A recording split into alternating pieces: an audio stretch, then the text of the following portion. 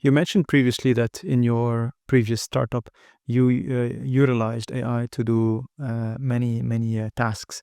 So, how can founders basically think as well about integrating AI technologies into their businesses without, like overcomplicating too much the matter? Do you have Of like some course. advices based on what you've lived? I would use it as a co-pilot or a friend, a very Okay. smart friend. Asking it questions. I can give you a range of topics. I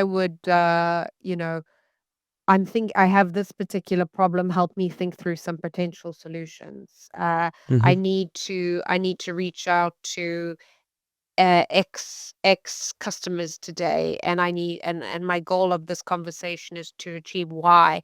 Write the email for me. Okay. Um, you know, help me. My model's not working. I'm working in Excel. Help me figure out the code. There's so much that you can use it for, and I think the easiest is just to start working with it by asking it questions, and questions on things which actually matter to you. Obviously, it's great to ask it, help me write, think of a birthday idea for my kid. But I think that, when you start to see how powerful it can be, Mm-hmm. in terms of helping you think through business problems, I think that's when you see this real enablement. So I use it. I probably spend 2 to 3 hours on it per day.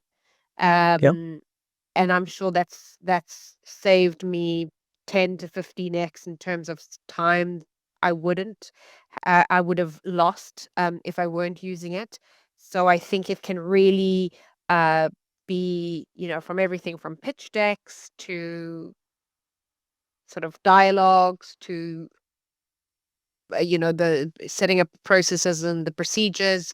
It's just huge. Yes, absolutely. So you advise um, founders and startup executives to use it as an advisor, as a co-pilot, someone they can kind of ask questions at any point, anytime regarding any topics. So you know they Exactly. can And support them in obviously, it. Yeah. yes.